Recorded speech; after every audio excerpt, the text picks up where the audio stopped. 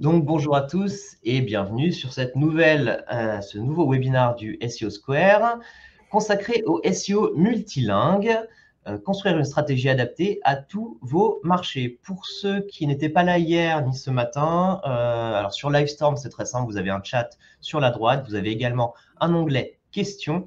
On prendra un petit peu de temps à la fin de cette conférence pour répondre aux questions les plus plébiscitées parce que vous avez un système de vote. Ça nous permettra de prioriser un petit peu. Je vais me présenter rapidement. Donc, Charles Bouzereau, je suis chef de projet SEO chez SEMJ. J'ai le plaisir d'être accompagné aujourd'hui par Jérémy, notre team leader. Salut Jérémy, comment tu vas? Salut Charlet, ça va super bien, merci. Donc en effet, comme tu l'as dit, je suis le team leader SEO, donc je gère une équipe de 8 consultants SEO et on s'occupe de clients 360. Sur les 3 piliers du SEO, on les accompagne sur l'année et venez nous voir parce qu'on est très gentils et on adore nos clients. Voilà, tu nous fais une bonne transition, puisque effectivement, SMJ, on fait du service, on fait de l'accompagnement, donc via des experts, via des humains. Mais c'est pas que ça, SMJ, c'est aussi une plateforme, pour ceux qui ne nous connaissent pas encore, une plateforme dédiée donc à l'optimisation SEO, d'aide à la rédaction qui va aider vos équipes marketing à rédiger du contenu plus performant et plus rapidement. Et justement, à l'occasion du SEO Square, on propose donc une offre exclusive. Vous pouvez y accéder avec un lien qu'on va vous mettre dans le chat. 15% sur l'abonnement SEMJ Custom. SEMJ Custom, en fait, c'est l'abonnement où vous avez tout en illimité, des analyses. Vous avez également accès au module qui est nouveau, idée de contenu, qui permet de faire, par exemple, des cocons sémantiques assez rapidement. Et également accès au module IA Writing, donc l'assistant IA de rédaction, donc plutôt pratique. Donc voilà, toutes ces features, vous y aurez accès via l'abonnement SEMJ Custom. Vous pouvez faire une demande de démo si ça vous intéresse. Sans plus tarder, donc au sommaire de cette conférence sur le multilingue, alors on a décidé de partir sur une présentation un peu linéaire, un peu chronologique, histoire de rien oublier, histoire que ce soit clair dans la tête de tout le monde. Que vous soyez déjà un e-commerçant avec des sites multilingues et vous voulez juste vous assurer que vous n'avez rien oublié en chemin, ou si vous vous posez la question, est-ce que je dois me lancer dans le multilingue, est-ce que c'est pas trop compliqué, on va tout voir dans l'ordre. Donc déjà, quelles sont les décisions à prendre en amont, avant même de lancer ces nouveaux sites dans d'autres langues, qu'est-ce qu'il faut arbitrer. Ensuite, la mise en place en elle-même, quelles sont les étapes opérationnelles par lesquelles il faut passer. Et ensuite, une fois que les sites dans les différentes langues sont lancés, quel est le suivi à mettre en place pour s'assurer qu'on va performer sur la durée. Donc, on va commencer maintenant avec peut-être le plus évident, le début, qui va être l'hébergement. Alors, l'hébergement, donc, c'est assez simple. Finalement, vous avez 3 options. L'idée pour le multilingue, ça va être toujours comment je fais pour servir les ressources de mon site au plus près de ma cible. Quand on parle de ressources, c'est tout. C'est les ressources, les images, les JavaScript, etc. Donc là, j'ai 2 options. Est-ce que je choisis donc d'héberger mon site étranger dans le pays ciblé afin d'avoir une IP locale correspondant à celle de ma cible, ou est-ce que je passe par un CDN? On va expliquer ça dans un instant. Et j'ai grosso modo 3 options qui s'offrent à moi, soit l'option du TLD, donc Top Level Domain. Donc en gros, est-ce que je fais un site .fr pour la France, .it pour l'Italie, .es pour l'Espagne? Est-ce que je gère tout ça plutôt en sous-domaine, donc it.monsite.com, et je fais des sous-domaines, on va voir les avantages et les inconvénients. Ou est-ce que je crée tout simplement des sous-répertoires, donc monsite.com, /fr, /es, comme vous le savez. Dans certains cas, donc si j'opte pour un TLD différent, un .fr, un .es, je vais pouvoir héberger dans le pays cible. Idem si je fais tout ça en sous-domaine. Ça, je vais pouvoir le gérer avec une IP locale. Pour les sous-répertoires, ça ne va pas être forcément possible, mais on va avoir une autre option qui va être le CDN, par exemple. Alors, Petit aparté sur le CDN pour ceux qui ne sont pas familiers avec le concept. Un CDN, donc Content Delivery Network, c'est tout simplement un système qui va vous permettre de servir vos ressources au plus près de l'internaute. Tout simplement, vos différentes ressources de votre site vont être hébergées simultanément, on va dire, sur plein de serveurs tout autour du globe.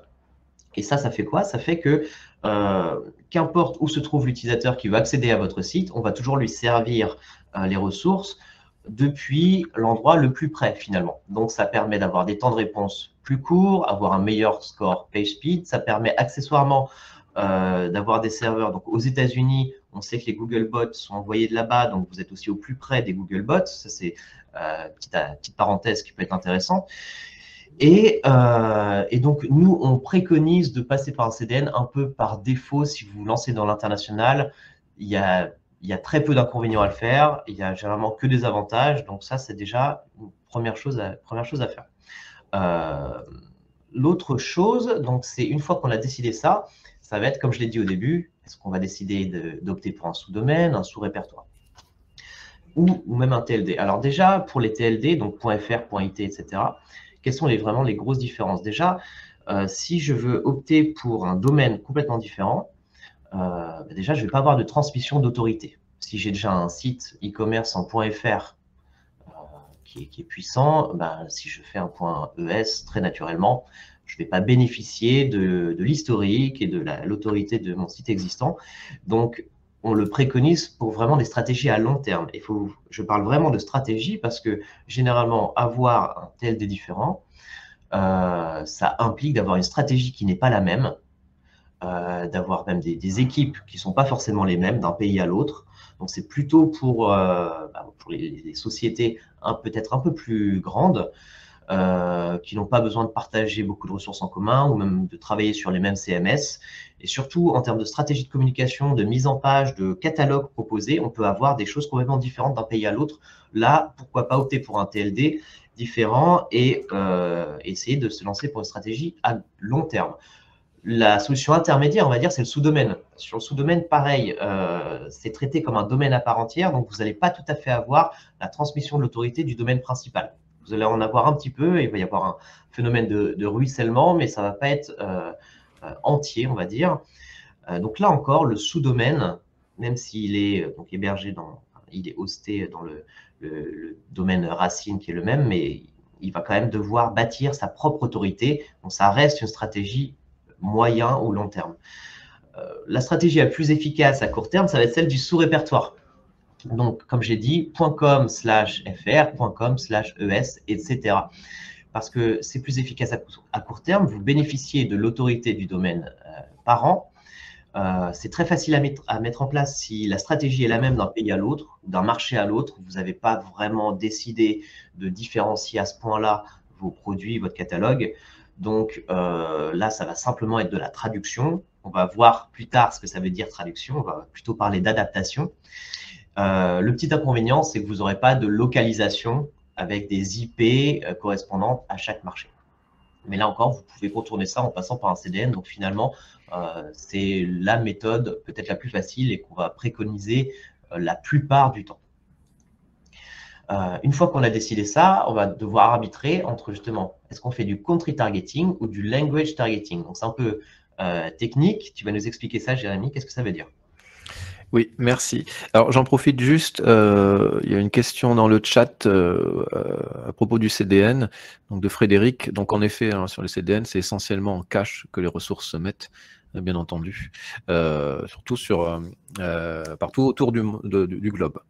Donc on va entrer dans le vif du sujet. J'aimerais juste rajouter une petite chose aussi, c'est que le multilingue, c'est vraiment là où il y a le plus d'erreurs techniquement, et même de la part de nombreux experts SEO. C'est très difficile si on n'est pas méthodique, donc on essaie ici d'être méthodique et de bien expliquer les choses. Donc si vous avez des questions, n'hésitez pas, on essaiera d'être un peu plus précis si besoin. Donc country targeting et language targeting, donc c'est deux enjeux différents. Les country targeting, pardon, ou ciblage par pays, c'est plus simple à dire. Donc là, c'est si vous visez des marchés spécifiques, donc des pays en général, hein. Donc, Charlie l'a dit, monsite.com, monsite.fr, etc. Donc là, c'est vraiment si vous vendez des choses différentes selon ces marchés. Donc, on peut prendre le cas d'Amazon, par exemple, qui va avoir Amazon.com, Amazon.fr, Amazon.de. Ils ne vendent pas nécessairement la même chose sur chacun de ces marchés. Et en plus, ce n'est pas nécessairement toujours les mêmes vendeurs non plus. Donc, ça a un énorme enjeu, et ça marche très bien pour eux, de travailler ça avec le ciblage par pays. Donc, l'avantage, c'est surtout que vous allez être mieux classé sur les résultats locaux. Donc, ça, c'est quand même hyper intéressant. L'origine du site sera mieux comprise, bien entendu. Donc, ça aide à la confiance. La confiance est extrêmement important. Aujourd'hui, il y a un algorithme autour de l'EAT. Charlie, d'ailleurs, avait fait une conférence l'année dernière sur le sujet. Je vous invite à la regarder. Hyper important. Donc, la confiance, ça devient de plus en plus central aujourd'hui. Donc, évidemment, le country targeting aide. Et puis, là, c'est une chose hyper intéressante aussi, c'est que si, par exemple, un de vos domaines, par exemple, .de est pénalisé par Google, ça ne va pas du tout impacter les autres. Donc, c'est hyper important. Supposons que votre agence en Allemagne, j'ai rien contre les Allemands, mais c'est un exemple. Voilà, supposons qu'elle fasse n'importe quoi. Ça ne va pas impacter le travail de vos autres agences dans les autres pays. Donc ça, c'est hyper important aussi d'avoir ça en tête. L'inconvénient, évidemment, c'est qu'il faut avoir des stratégies distinctes par pays. Donc c'est assez lourd. L'hébergement et le maintien, évidemment, c'est beaucoup plus lourd, puisqu'il faut des sites à chaque fois hébergés sur chaque pays, tant qu'à faire. Et puis, si vous ciblez un nouveau pays, vous repartez de zéro. Donc, il faut développer l'autorité, etc. Donc, c'est extrêmement long et évidemment coûteux. Donc, il n'y a pas que des avantages. L'autre possibilité, ça va être plutôt le language targeting, donc le ciblage par langue. Donc là, c'est pertinent si pour chaque marché, vous vendez la même chose, vous proposez la même chose. D'ailleurs, ça peut être, vous pouvez évidemment chercher du lead, etc., ou du service, donc c'est intéressant. Donc là, il y a deux possibilités, Charlie l'a dit. Il y a la possibilité sous répertoire, qui est extrêmement pratique. Donc sous répertoire, c'est votre nom de domaine /fr, /de, /it, etc. On utilise évidemment les codes pays ISO 3166, pas besoin de retenir, mais sachez qu'il faut utiliser ces codes de pays, c'est hyper important. Et puis là, on va être sur les solutions de maintien extrêmement simples et moins chères. Les répertoires, donc les /fr, /de, etc., vont profiter de l'autorité de l'ensemble du domaine, donc ça aide. Voilà. Et puis évidemment, il y a la possibilité d'utiliser le ciblage géographique via la Search Console, on va en reparler un peu plus tard. En revanche, on a évidemment une localisation géographique de serveur unique, donc important d'utiliser un CDN. Les sous-domaines, on va être à peu près sur des enjeux assez similaires. La différence, c'est que Google, quand même, le sous-domaine, il le considère comme un site unique, même si on a un petit peu d'autorité, mais pas complètement. Donc là aussi, il y aura des efforts d'autorité à développer sur son sous-domaine. Et du coup, si on vise un pays qui parle plusieurs langues, c'est une bonne question. Ben oui, très bonne question, merci. Donc, on appelle ça le multirégionalisme.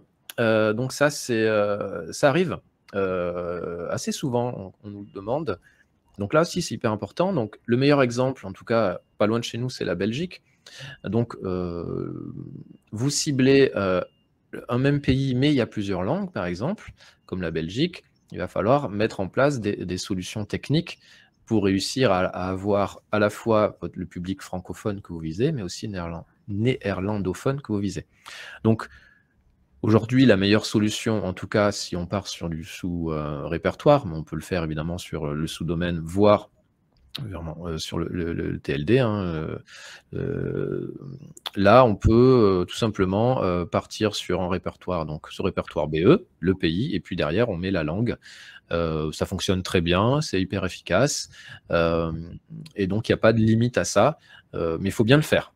Et on va voir que derrière, il y a des enjeux techniques qui sont un peu complexes et précis pour pas se rater. Donc voilà, donc ces solutions existent, elles sont fonctionnelles et elles sont assez pratiques, mais il faut être très méthodique. Donc je résume, donc je suis allé chercher sur le site de Google Search Central ce petit résumé que je trouve très bien fait. Néanmoins, donc on n'a pas parlé des paramètres d'URL qu'on ne conseille pas du tout et Google ne le conseille pas. Et si vous allez d'ailleurs vérifier sur le site de la Google Search Central, vous allez voir que Google utilise des paramètres donc, pour les langues. Donc voilà, les coordonnées sont souvent les plus mal chaussées. Et là, c'est un bon exemple. Donc voilà, là, tout est résumé. Je ne vais pas tout répéter. Mais voilà, gardez en tête que le choix que vous allez faire, évidemment, c'est quand même bien de se faire accompagner. Le choix que vous allez faire, il va vraiment dépendre de vos enjeux à court, moyen et long terme pour faire votre choix de gestion multilingue de votre site. Exactement, c'est vraiment une question d'enjeu et d'ambition à long terme. Alors évidemment, pour ceux qui se posent la question, vous aurez accès à toute la documentation après en téléchargement, hein. Du coup, il y a quelque chose qui se fait beaucoup en multilingue. Quand tu arrives sur un site, tu es redirigé automatiquement vers la langue qui est la tienne en fonction de ton adresse IP. Ça, Jérémy, est-ce que c'est quelque chose qu'on conseille ou pas? Non. J'aime bien parce que la réponse est très On l'a évidente. mis très très gros, ouais. Alors, la redirection automatique, c'est-à-dire que c'est nous qui gérons cette redirection automatique, c'est pas le navigateur, j'ai envie de dire. C'est une très mauvaise pratique parce que Google, en fait, il va pas voir l'ensemble de vos pages si vous mettez en place ces redirections automatiques. Donc, si Google voit pas l'ensemble de vos pages, s'il ne scrolle pas l'ensemble de vos pages, évidemment, vous allez avoir un déficit sur votre site. Ça va être un déficit sémantique la plupart du temps. Vous allez mal ranker sur vos pages, peu importe la langue. Donc, ça va être un très gros problème. Donc, il faut faire extrêmement attention à cette gestion automatique des visiteurs, ces redirections, parce que clairement, vous allez droit dans le mur. Et ça, c'est quelque chose qu'on voit trop souvent et qu'on déconstruit avec nos clients quand ça arrive, parce que c'est une très mauvaise pratique. Et on se rend compte, hein, bien entendu, que le crawl budget est hyper impacté. Et une fois qu'on a accès au log, on se rend compte que quand on libère ça, Google va tout voir. Et derrière, on a vraiment des résultats hyper intéressants, en tout cas hyper puissants. La page Splash qui est utilisée, on l'a vu en préparant cette conférence. Alors, il n'y a pas beaucoup de sites qui le font, mais souvent, c'est des très gros sites qui le font. Qu'est-ce que c'est une page Splash, comme on dit? C'est une page d'atterrissage, donc ce qui est avant la page d'accueil en réalité. Donc là, j'ai mis quelques exemples, Wikipédia, Zara ou H&M. Et ça permet au visiteur de choisir lui-même sa langue ou son pays. Je crois que j'ai noté juste après si c'était une bonne ou mauvaise pratique. Donc la réponse, ça va plutôt dire ça dépend. Ça va dépendre de qui vous êtes, ça va dépendre de ce que vous êtes capable de faire. Mais c'est quand même plutôt une pratique pas hyper recommandée.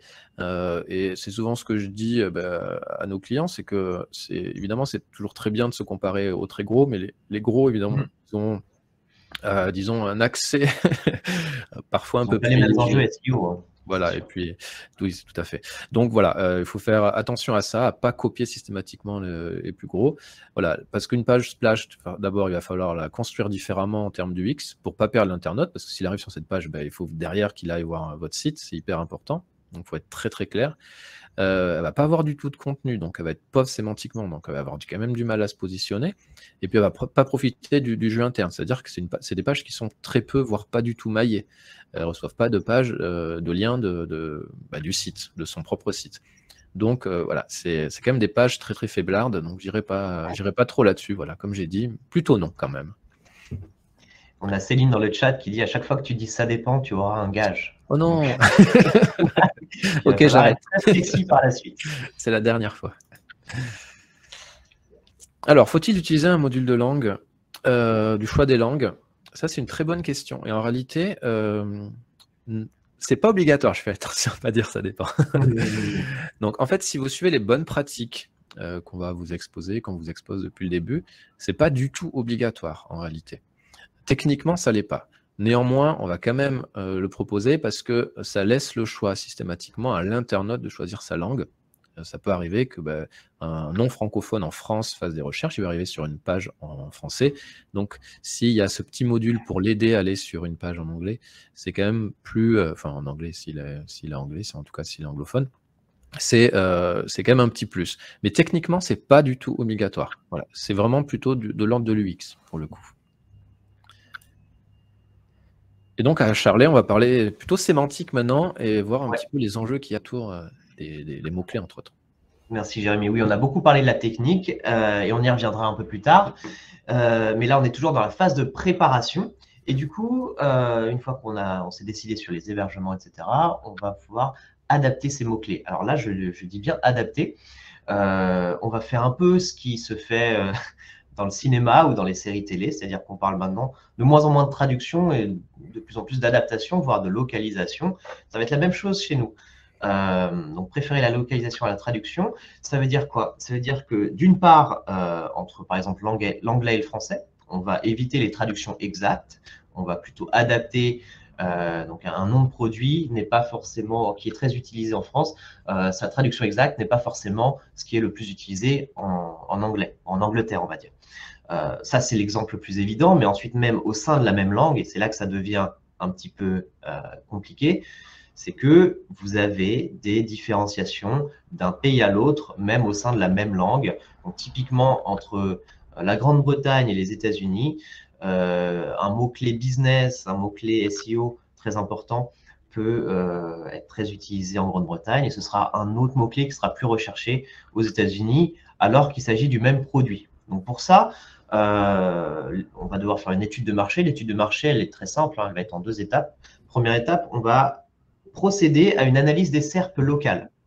Donc on va y revenir un peu plus tard, mais sachez juste qu'on va essayer de collecter un maximum de termes, donc en regardant les SERP sur vos marchés visés, et voilà, collecter le plus de synonymes, de mots-clés annexes ou connexes qui peuvent désigner le même type de produit. On va tous les mettre dans un petit fichier, et ensuite, deuxième étape, eh ben, on va les analyser, comparer les variations ainsi collectées dans vos outils préférentiels. Alors, ça peut être donc Ahrefs, SEMrush, Moz. Vous pouvez même recroiser ensuite avec Google Trends et vous allez avoir une idée plutôt précise de quels termes sont plus utilisés dans un pays plutôt que l'autre. Alors, on va prendre un exemple très simple, un exemple business. Admettons, vous êtes un imprimeur, vous vendez des kakémonos. Donc ça, si vous faites des salons, vous connaissez bien. Si vous cherchez donc en Grande-Bretagne, vous lancez votre site pour la Grande-Bretagne, vous allez avoir, comme j'ai dit, collecté tous ces mots-clés, ces synonymes, et on va vite se rendre compte que le mot-clé le plus utilisé pour désigner ce type de produit, ça va être roller banner. Roller banner, alors c'est pas tout à fait le même produit, mais généralement sur les e-commerce, ça va être la même page et la même catégorie. Donc, Roller Banner est beaucoup plus recherché que le reste. Ensuite, Kakemono est un petit peu recherché. On va dire que c'est, allez, on va faire une supposition que c'est plutôt les professionnels qui utilisent ça.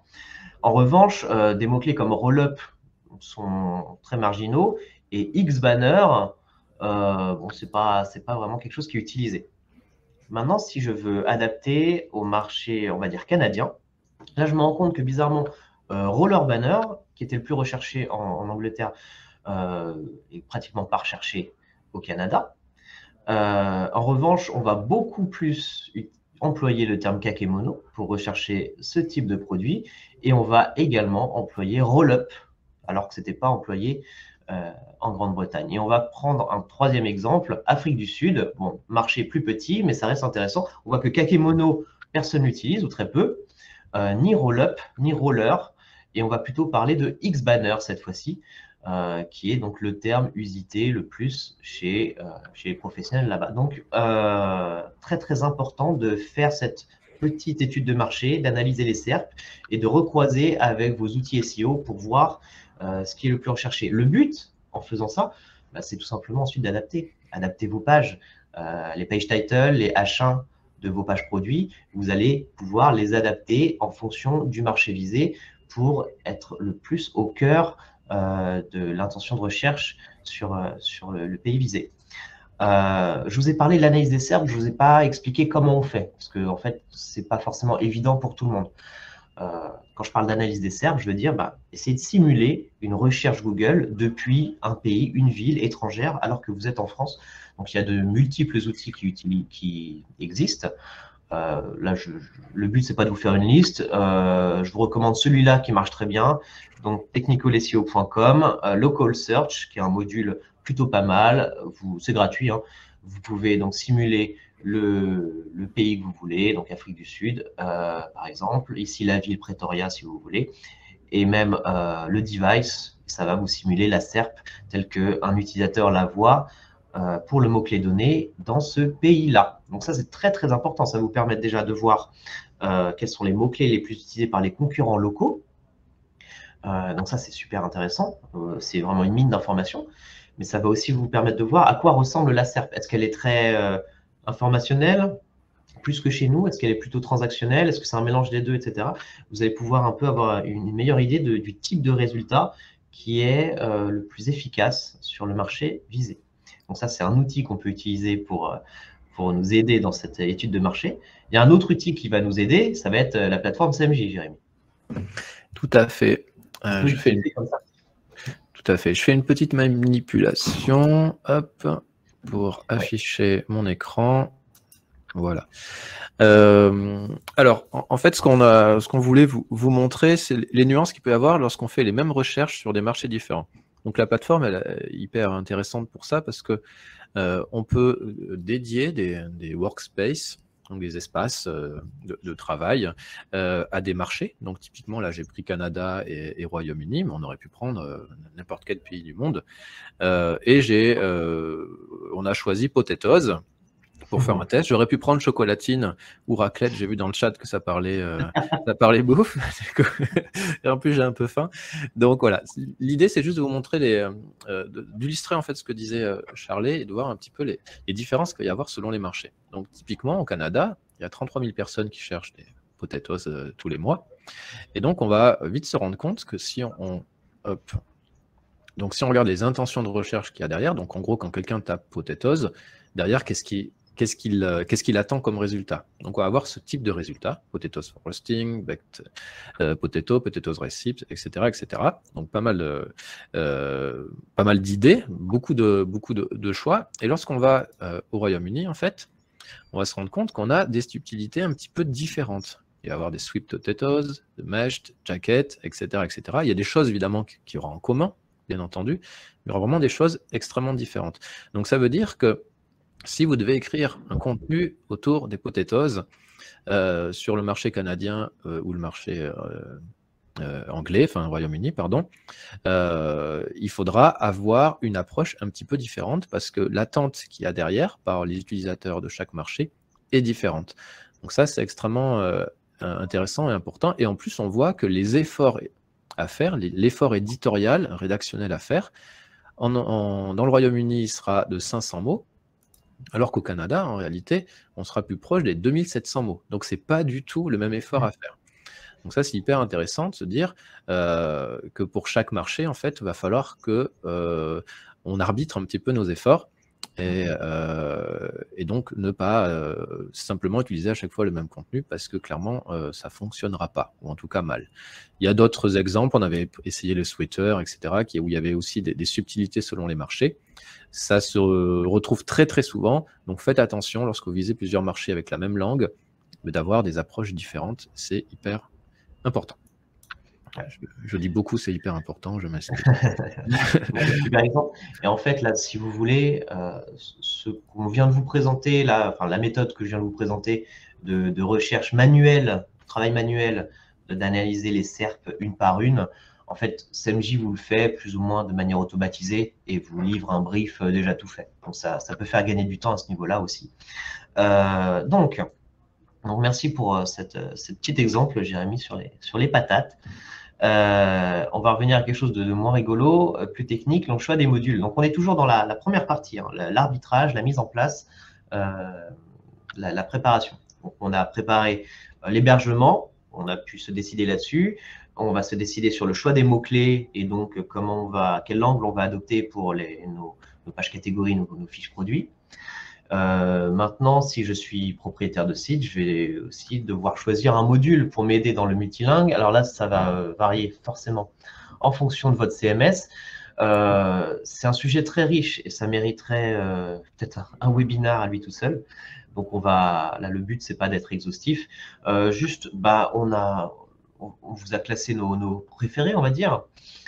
Sur WordPress, vous avez TranslatePress qui fonctionne très bien parce qu'il a des fonctions SEO assez étendues. Polylang également. Donc WPML, celui-là, tout le monde connaît. Il marche bien aussi, si vous voulez, mais il y a un peu moins de fonctions SEO. Surtout, il fait par exemple, il y a des modules comme ça qui vont, par défaut, vous mettre la redirection automatique d'une langue à l'autre. On a vu avec Jérémy que c'était une mauvaise pratique. Donc ça, la plupart des modules vont vous le faire automatiquement. Il faut le décocher. Ça, c'est très important. Sur Shopify, nous, on aime bien Wiglot, Langify, Langshop. J'aime bien Langshop parce qu'il propose la feature de sitemap multilangue. On va en parler un peu plus tard, mais c'est super bien d'avoir cette petite fonctionnalité, de pouvoir faire un sitemap par langue. Cette possibilité-là, vous l'avez, je crois, nativement sur Drupal. Drupal pour le multilingue, c'est assez top. Moi, j'aime beaucoup. La gestion, elle est assez simple d'utilisation. Et sinon, pour les e-commerçants qui ont des PrestaShop Magento 2, ça, vous connaissez. Vous allez avoir des packs de langues à télécharger. Sur Magento 2, vous allez avoir l'extension multilinguale à mettre en place. Alors là-dessus, l'avantage, c'est que vous allez avoir la gestion des devises qui est intégrée dedans. Donc ça peut être un casse-tête de gérer toutes les devises étrangères quand on commence à faire du e-commerce, donc ça le fait. Il n'y a pas alors on ne va pas vous préconiser par contre de changer de CMS juste parce que vous vous lancez dans du multilingue. Il y a des bons choix dans quasiment tous les cas. Juste faites attention en tout cas aux modules qui par défaut vous mettent en place la redirection automatique. Une fois qu'on a fait tout ça, on a arbitré sur l'hébergement, les mots-clés, les modules, etc. On va pouvoir mettre en place donc plutôt le côté opérationnel. Et déjà, sur nos pages, on va devoir mettre en place le hreflang. Alors, qu'est-ce que c'est? Oui, et tout ça pour arriver à cette fameuse balise qui est hyper fondamentale. Ça, c'est très clé. Du coup, la balise href, c'est tout simplement un bout de code HTML qui va indiquer la langue et la zone géographique d'une page. Donc évidemment, vous indiquez ça pour les moteurs, pour qu'ils comprennent bien où ils vont et où ils doivent aller. Donc c'est important de le mettre pour évidemment l'aider, mais on va se rendre compte qu'il y a d'autres possibilités. Elle doit être évidemment utilisée sur un site qui propose évidemment des mêmes contenus dans des langues différentes. Ça c'est évidemment, vous n'allez pas mettre de balise hreflang s'il n'y a pas de page équivalente dans notre langue. Et puis elle se place tout simplement dans le head de votre page. Donc ça ressemble à ça, tout simplement.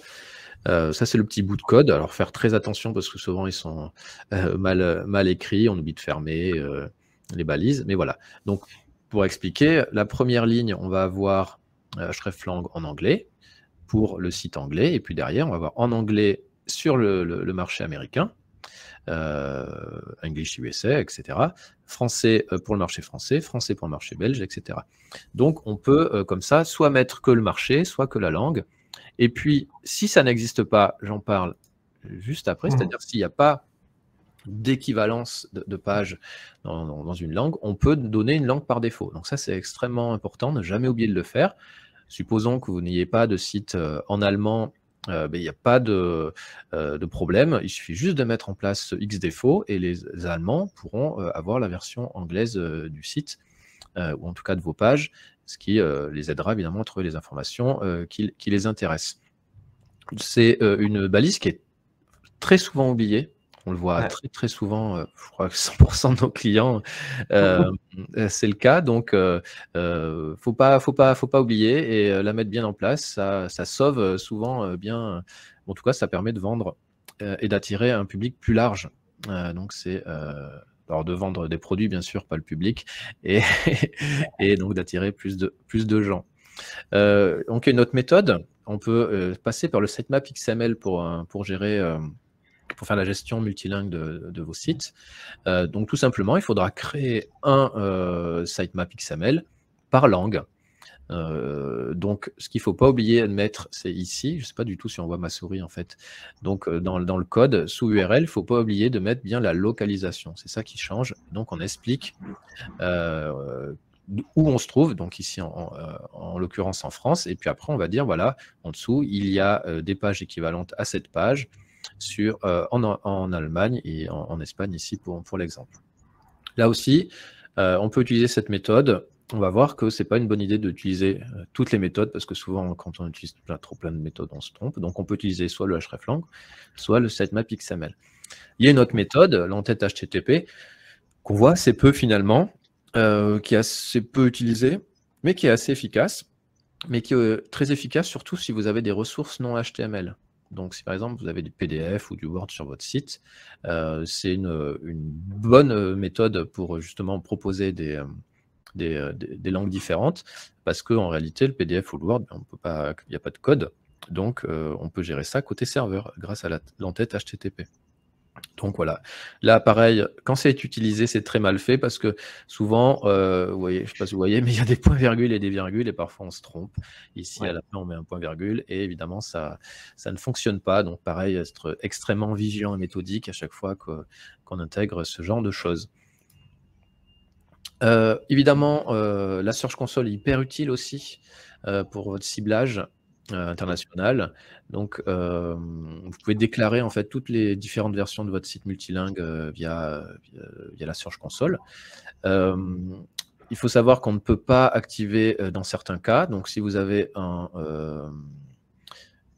cette option, donc, elle ne peut être activée que dans certains cas. Je vais le dire plutôt comme ça. Si vous avez donc plutôt un sous-domaine, là vous pouvez faire le ciblage. Et puis, si vous avez le sous-répertoire aussi, vous pouvez faire votre ciblage via la Search Console. Voilà.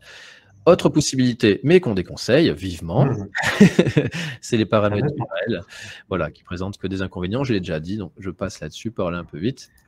Et du coup, ça fait beaucoup de méthodes là que tu nous as présentées, Jérémy. Est-ce qu'il faut tout mettre en place en même temps ou pas?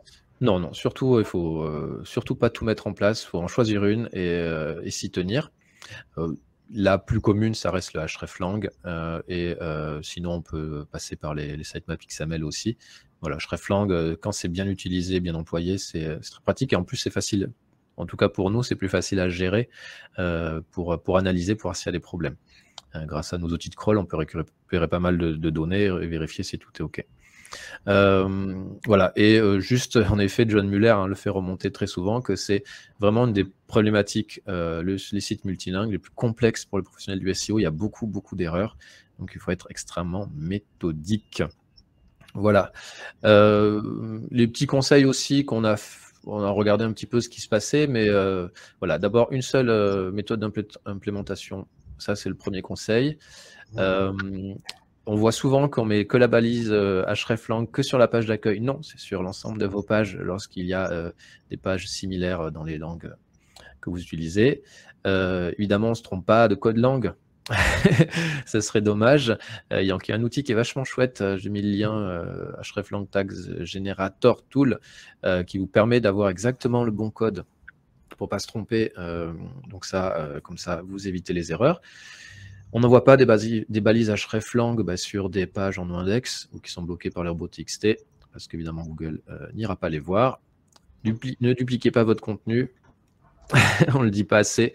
On en a parlé, il faut des contenus différents par langue. Je vais passer une question à ce sujet. C'est hyper important. Sinon, vous allez avoir duplication, vous risquez d'être un petit peu pénalisé.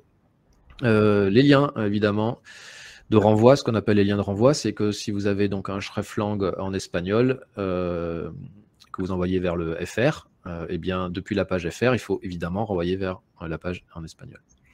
Et puis, je le répète, n'utilisez pas de paramètres URL 3 fois. J'espère que vous avez compris. Okay. Alors, on va accélérer parce qu'on va manquer de temps. Attention, quand vous mettez en place donc la traduction, notamment via des modules, attention aux traductions partielles.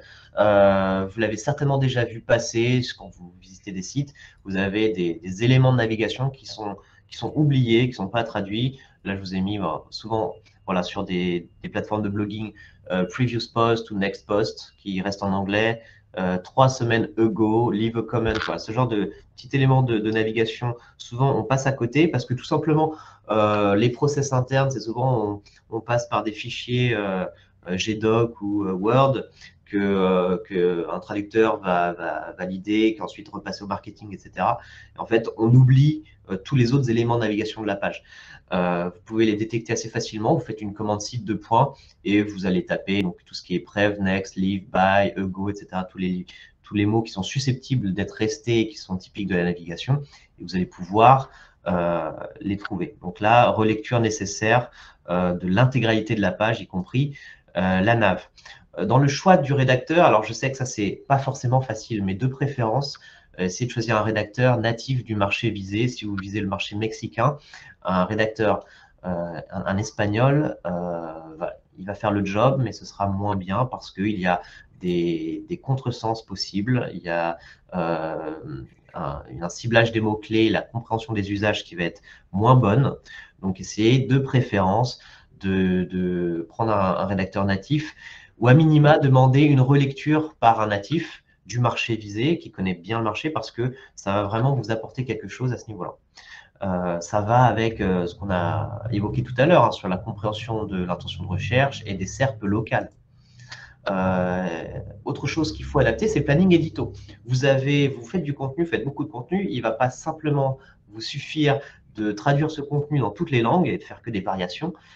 Essayez d'adapter à chaque marché, notamment en fonction des marronniers locaux. Hein. Alors, tous les contenus evergreen, donc les contenus qui n'ont pas de saisonnalité, ceux-là, ils peuvent être adaptés d'une langue à l'autre sans aucun problème. Et puis, tous les contenus un peu saisonniers, faites-vous un petit planning pour savoir quoi rédiger. Typiquement, vous avez Dia de los Muertos au Mexique, vous avez le 11 novembre, le 11/11 en Chine, qui est un des plus gros jours pour le e-commerce. Vous avez Canada Day en juillet au Canada, mais c'est différent du 4th of July aux États-Unis. Donc, tous ces marronniers-là, ça doit figurer dans votre planning. Pourquoi il faut le préparer un petit peu à l'avance? C'est parce que pour qu'un contenu atteigne son pic de performance, nous, on conseille de publier environ 6 semaines à l'avance. Alors, ce n'est pas une science exacte, hein, mais entre 6 et 3 semaines à l'avance, on va dire, pour qu'ils prennent un peu de l'élan et que Google prenne bien le temps de le crawler plusieurs fois et de lui accorder l'importance et la position qu'il mérite. Donc, ça mérite un peu de planning à l'avance. Une fois qu'on a fait tout ça, on est bien dedans, les sites sont lancés, les hreflang sont au top. Comment on va faire pour suivre les performances de nos différents sites multilingues? Alors, la base, ça va être le paramétrage Google Analytics. Là, vous avez différents choix. Le premier choix, c'est que vous avez différents domaines, un .fr, un .it. Là, il n'y a pas de sujet, en fait. C'est d'autres différentes propriétés Google Analytics que vous allez donc gérer indépendamment. Si c'est le même domaine racine, donc des sous-domaines ou des sous-répertoires, vous allez pouvoir gérer tout ça avec un seul code de suivi. Simplement, il y a deux options. Donc, soit vous faites des segments, vous allez dans segments, vous faites segment par langage, donc langage FR, EN, CN. Et là, comme l'a dit Jérémy tout à l'heure, cette gestion des segments, ça repose sur la reconnaissance dans Google Analytics du pays. Et cette reconnaissance-là, elle se fait via l'entête HTTP. Donc, c'est moins précis parce que des fois, c'est mal géré. Et des fois, un pays, du moment qu'un visiteur a vu une page avec une entête HTTP, peu importe l'origine de ce visiteur-là, il va être catalogué dans un pays. C'est un peu moins précis. Nous, ce qu'on préconise, qui est un tout petit peu plus compliqué, et encore, c'est pas très dur à faire, c'est tout simplement de créer des vues, ça va être plus précis.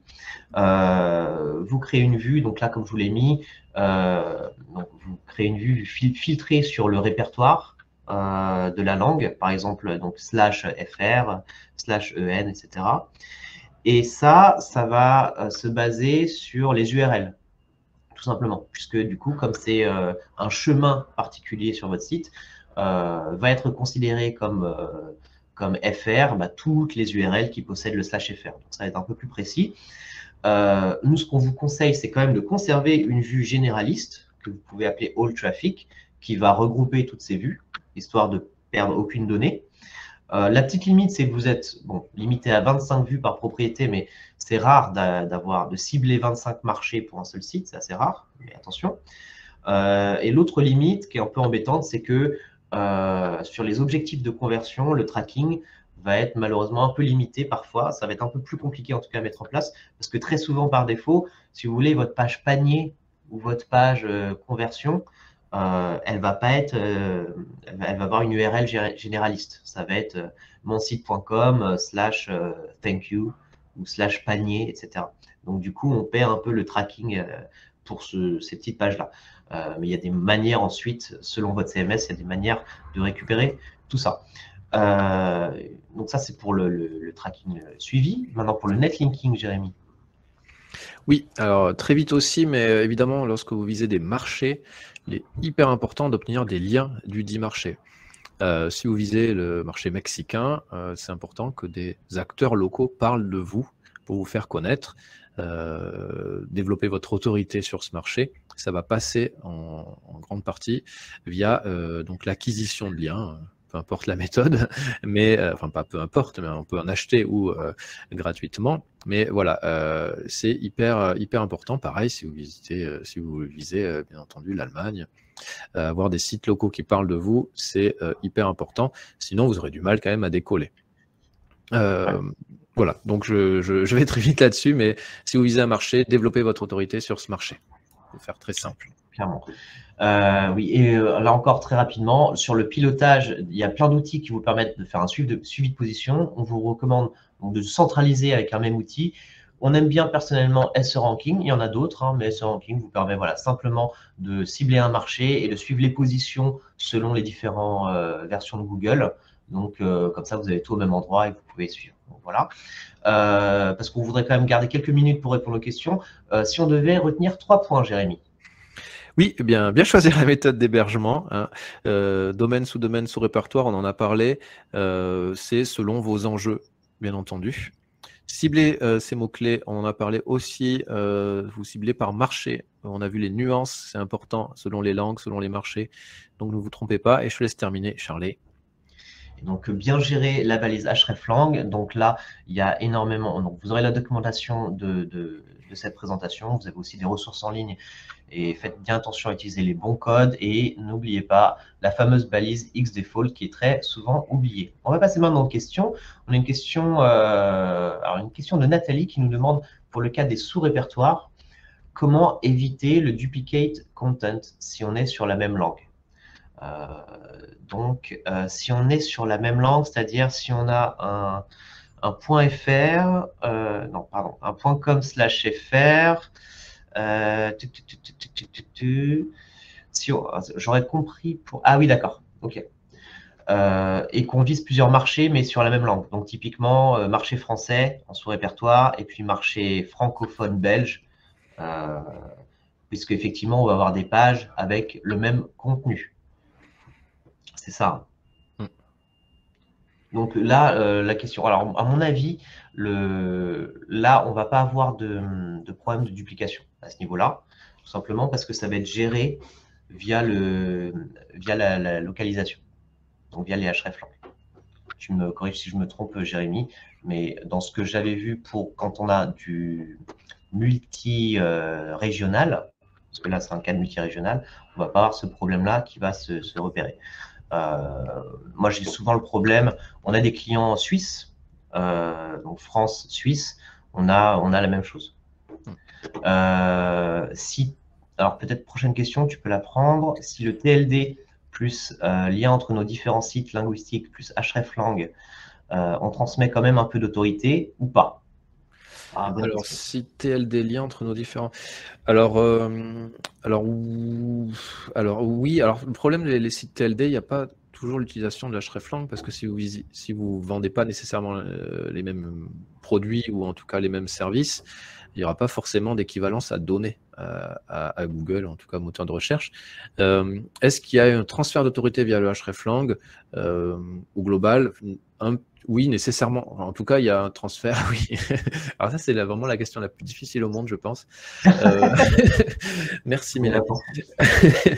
J'ai envie de dire que on peut, l'hypothèse qu'il y a un transfert d'autorité est louable et valable, je la prendrai en compte, mais je ne miserai pas là-dessus pour développer mon autorité, en tout cas. Mais c'est vrai qu'on peut faire des hreflang entre des domaines qui sont différents, qui sont complètement différents. Oui, complètement, on peut le faire. Quelque chose. Il y a des tests qui ont été faits qui montrent que ça marche très bien. Par contre, sur l'autorité, je pense qu'on n'a pas suffisamment de recul là-dessus.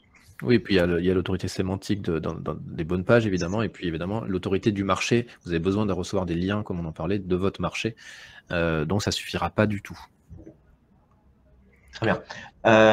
Donc, qu'est-ce qu'on recommande aux clients, en question de Guillaume, qui ont une arborescence sur, par exemple, un site .fr et qui veulent avoir la même arborescence sur le site en anglais, alors que les requêtes sur les marchés UK ou US des principales catégories ont des volumes de recherche très différents. Donc, est-ce qu'il faut impacter l'arborescence? Donc là, moi, c'est dans le nommage. On peut garder la même arborescence parce que d'un point de vue technique, ça va être compliqué de tout changer.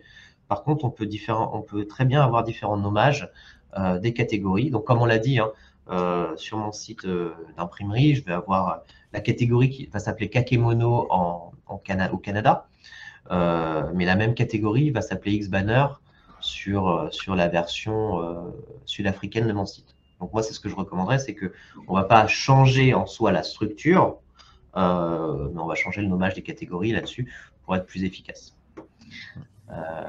Question de Johan. Ça sera la dernière, on a déjà débordé d'1 minute. Ouais. Alors, c'est viser différents marchés avec la même langue, ça crée donc du duplicate content pour 80% du contenu, sauf les quelques exceptions sur certains mots-clés. Bon, on en a parlé, duplicate content, vous allez un peu le bloquer, le prévenir grâce au hreflang. Si vraiment il y a un souci, ça peut arriver, on peut tester la mise en place de balises canoniques pour prévenir au cas où.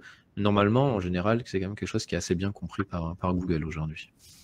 Il y a énormément de questions super intéressantes, donc on vous invite à nous les envoyer donc via le support SMJ ou via nos adresses sur le site du SEO Square. On essaiera de répondre à un maximum.